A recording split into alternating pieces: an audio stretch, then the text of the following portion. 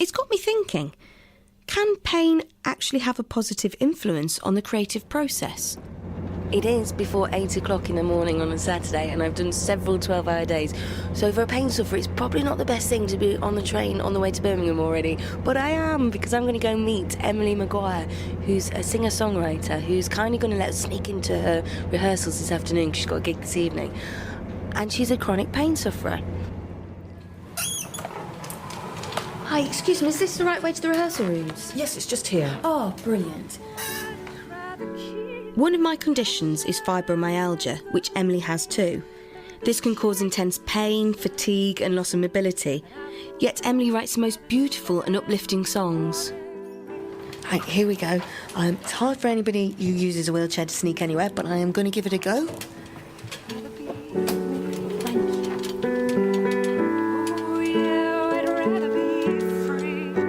I think I got away with that.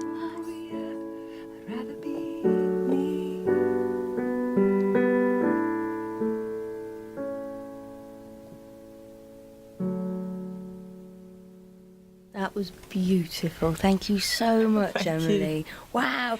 How has pain affected your creativity?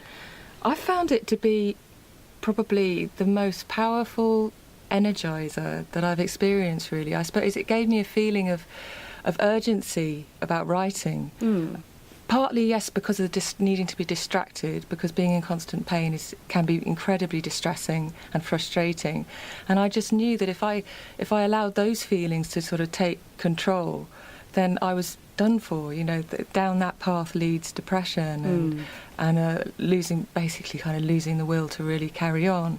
Did you go down that path first? I did go down that path first, yeah, I did. And I kind of was very lucky in a way that I then got a guitar for my 21st birthday, and I taught myself how to play it, and I started writing, and suddenly the illness became a blessing in disguise, because I had all this time to write, and I had this sort of sense of, I suppose it's almost like seeing everything in heightened technicolor.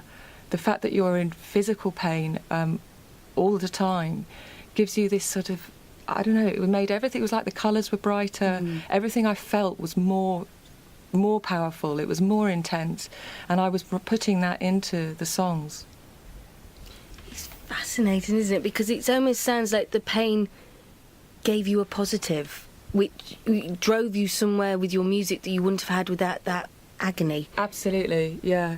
And I almost became quite protective of it in a way. It was almost like once I'd stopped feeling so frustrated and generally kind of sorry for myself. You know, at first I was, feeling quite sorry for myself, and which is a very fatal kind of path to go down. Because sometimes the thing with pain is you cannot face doing anything. Yeah. So it's almost the idea of picking up that guitar will be my block. Yeah. But is that because that's not my drive?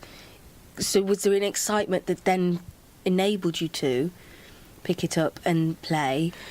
I think it was also partly the singing, because I think I was discovering that singing, I loved singing, and I loved the sort of sense of freedom and relaxation and breathing properly that happens when you sing. I mean, that's something with pain. You don't breathe, do you? You know, when it's really bad, you end up, very shallow breaths. Whereas when you actually try and sing, you actually have to take a deep breath, and that opens you out. I was realising very quickly that this was something that could save me. I have bipolar disorder, so depression is a kind of on-off thing with me anyway, and I knew that in order to survive this, I had to find something to make it okay, really. So has it done the same for your bipolar? Do you think it's sort of held that hand as well? Creativity? Yeah. Absolutely. I think all of my songs are informed by that to some degree or other. Wow. There's one in particular, actually. I've got a new album coming out in a few months, and the title track is a song called A Bit of Blue. And that, it was really a song about looking at negative situations in a positive way. And I was thinking that, sometimes when things are difficult or you're down, or that's not necessarily a bad thing. So it starts like this. It goes,